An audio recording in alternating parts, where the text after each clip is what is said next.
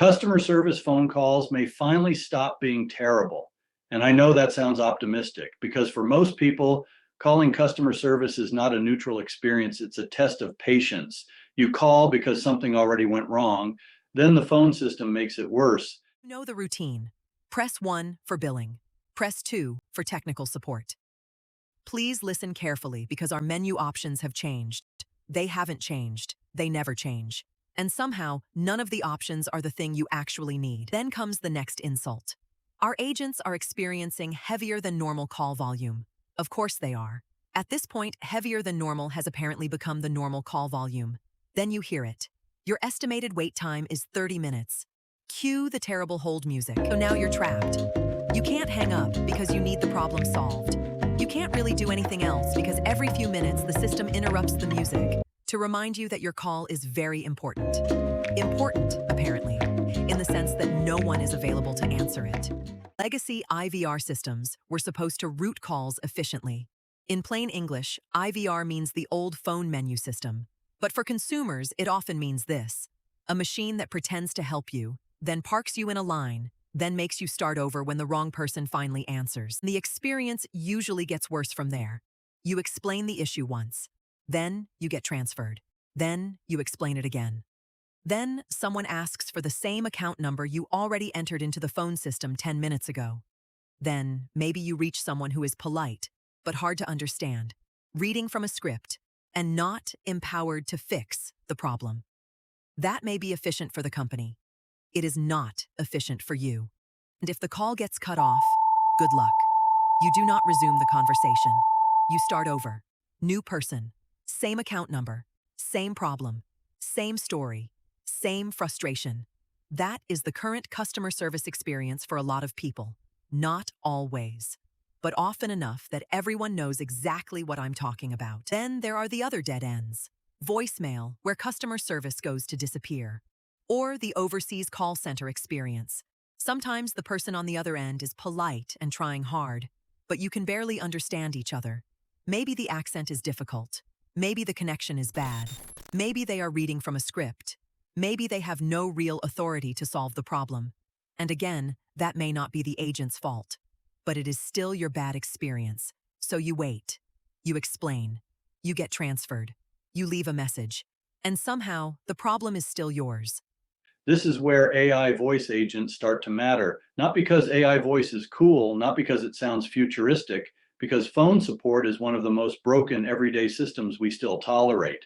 And for the first time, the technology may actually be good enough to fix parts of it. Best AI voice agents are getting close to human-like conversation. Not perfect, not magic, but good enough that the interaction can feel natural. You can explain the problem in your own words. The system can ask follow-up questions. It can keep track of the conversation. And in some cases, it can actually do something. That last part matters. A chatbot that gives you an answer is one thing. An AI agent that can take action is different. It might schedule an appointment, send a text confirmation, update your account, move an order, start a refund. Route the issue to the right specialist with the details already attached. That is the difference between a talking menu and a useful assistant. But this is where we need to separate the hype from the reality. AI phone support is not going to arrive as one clean experience. It is going to arrive in layers, and the quality gap is going to be huge. The first layer is the bad version. These are low-end AI voice systems that sound almost human for about 10 seconds. Then the cracks show. They misunderstand simple requests. They talk over you. They loop back to irrelevant answers. They apologize beautifully while solving nothing. Basically, they are legacy IVR systems wearing a better voice. This version will make people angry, and it should, because if a company replaces a bad phone menu with a bad AI voice agent, the experience is not better. It is just more annoying. At least with the old phone tree, you knew it was dumb. With bad AI, the system sounds intelligent enough to raise your expectations, then fails anyway. That is worse, and this is where some companies are going to damage their brands. They will see AI voice agents as a cost-cutting tool first. They will roll out the cheapest version they can tolerate, and customers will become the test group. That is a dangerous place to experiment because customer service is already where people show up frustrated. If the AI makes that frustration worse, the backlash will not be subtle. This is not just a technology problem. It is a trust problem. When a company puts a bad automated system between you and a solution, it sends a message. Your time is cheaper than ours. People remember that. The second layer is the middle version, AI-enhanced IVR. This is still a structured phone system, but much better than the old version. Instead of forcing you through rigid menus, it can understand more natural language.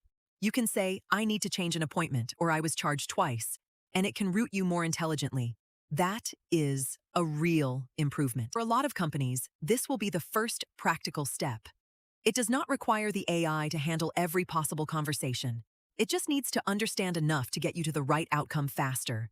That means fewer menus, less repetition, better routing, and hopefully less time spent explaining the same problem to 5 different people. But AI-enhanced IVR is still limited. It may feel smarter, but it is still mostly operating inside a narrow set of options. It can help with common problems. It can improve call flow. But it is not the same as a true AI agent that can handle a more open-ended conversation. That distinction matters. The third layer is the full AI voice agent. This is where the experience could become dramatically better. You call and explain the problem normally.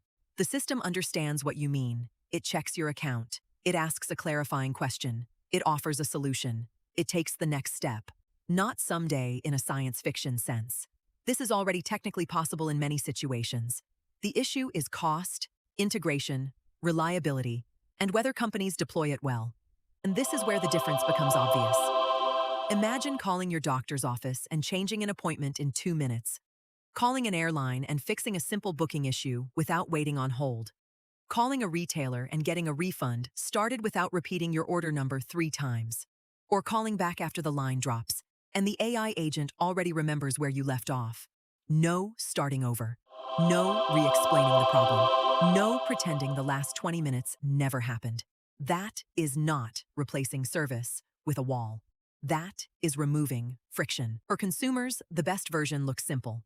Shorter waits, fewer transfers, less repetition, better memory across the conversation, more issues resolved on the first attempt.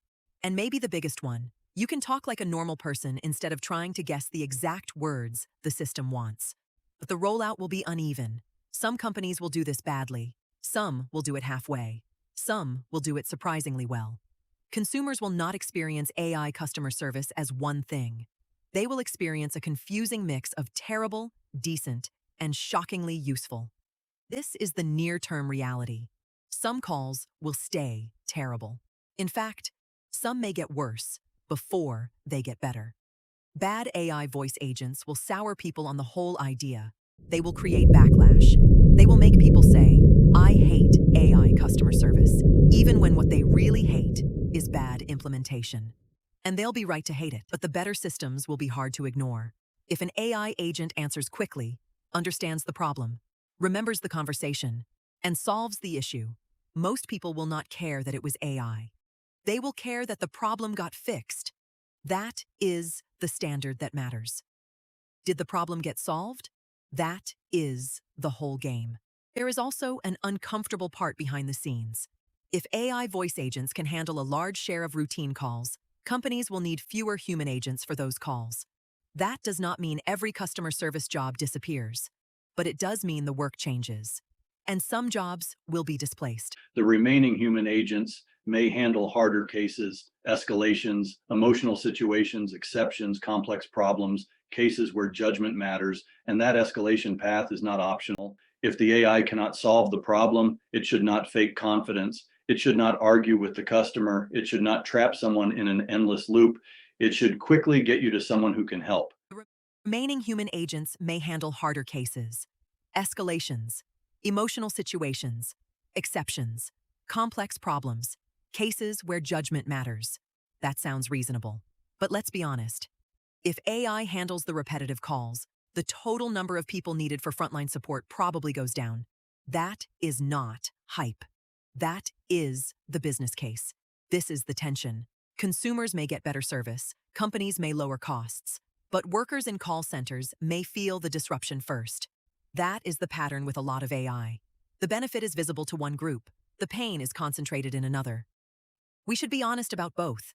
The best systems will know when to help and when to hand off. And when they hand off, they should pass the context along. The account, the issue, the steps already tried, the customer's explanation. So the human does not start with, "Can you tell me what's going on?" That may be the real win. Not that AI replaces every person, but that it removes the stupid parts of the process. And not everyone will want this. Some people will reject AI phone agents on principle. That is not surprising. We already see the same thing with self-checkout. Some people like the speed and control. Other people hate it and want a human cashier. AI customer service will be similar. The goal should not be forcing everyone through the AI. The goal should be giving people a better path than the broken system we have now. The lesson is simple. Do not put cheap AI in front of angry customers and call it innovation. That is not innovation. That is brand damage with a synthetic voice. If the system cannot solve the problem, route the customer quickly. If a human is needed, do not make the customer beg for one. That should not be a radical idea. The bottom line is this. The phone tree is not going away overnight, but it was never good. It was just better than voicemail. Some AI agents will make people furious. Some people will reject AI support entirely, and some will choose it because the alternative is worse. The future of phone support will not be judged by how human the AI sounds. It will be judged by whether your problem actually gets solved. That is the standard that matters.